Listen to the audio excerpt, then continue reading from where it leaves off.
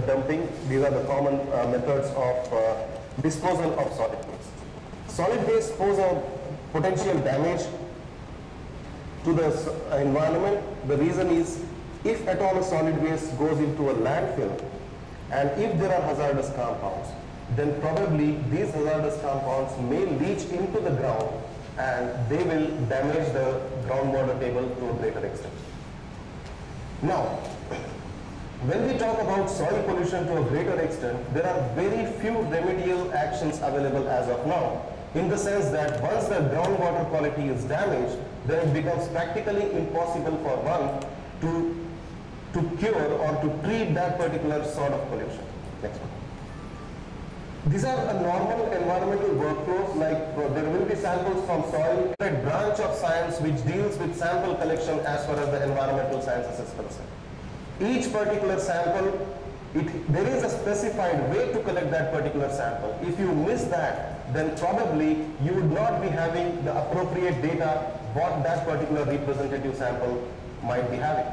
Say for example, if you are talking about a volatile based compound, and if your sampling system is not accurate, if the sampling system is not enabled to entrap all the volatile compounds, maybe probably from the site till the lab, if you bring this particular sample, then the volatile compounds may just vanish into the air and you will give a report indicating that there are no volatile compounds present in that particular sample.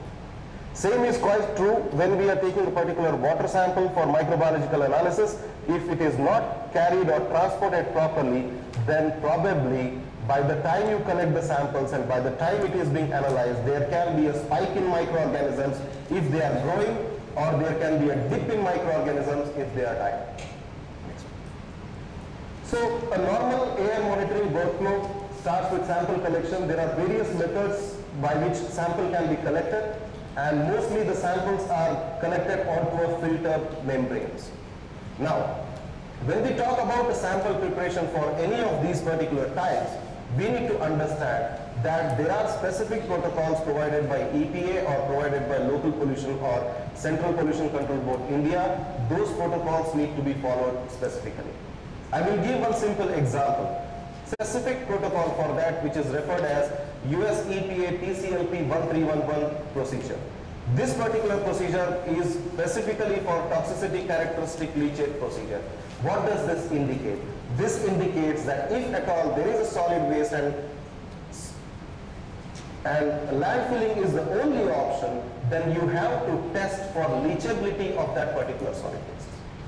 It is a specific protocol, and this particular protocol is being designed by US EPA, and I can proudly tell that Millipore worked with US EPA to design this particular equipment for toxicity testing or testing the leachate of any particular solid waste.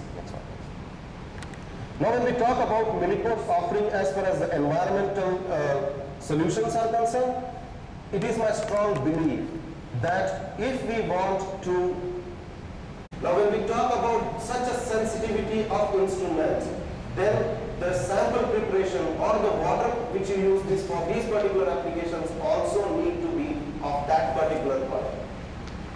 I can quote one simple example. If you are using a distillation units, most of the times when they evaporate, there is an aerosol formation, and this aerosol gets carried along with the steam. So when this aerosol gets carried along with the steam, it also carries those particular total dissolved solids which are present in it and which are present in your sample. If you are analyzing by IC or atomic absorption spectrophotometry, then you will have unwanted spikes coming from the water, which you will interfere that these spikes are coming from the sample itself. So for any analysis, ultra-pure water is recommended and is the best as far as minimizing the variations, minimizing the interference of contaminations present in those particular samples. Next. Now, wet chemistry, this is a common, one of the most common job is being done for any particular sample which you are testing for any pollutant. And in this, you check for total suspended solids and total dissolved solids. The analytical method is gravimetric. Gravimetric means it is based on the weight. You have a test sample, you have a control sample, you take the weights and then you compare the weights and then find out what is the level of contamination of that sample in that particular soil sample, water sample, whatever you are doing. Now, thank you. Thank you. Okay? Is it okay? Right.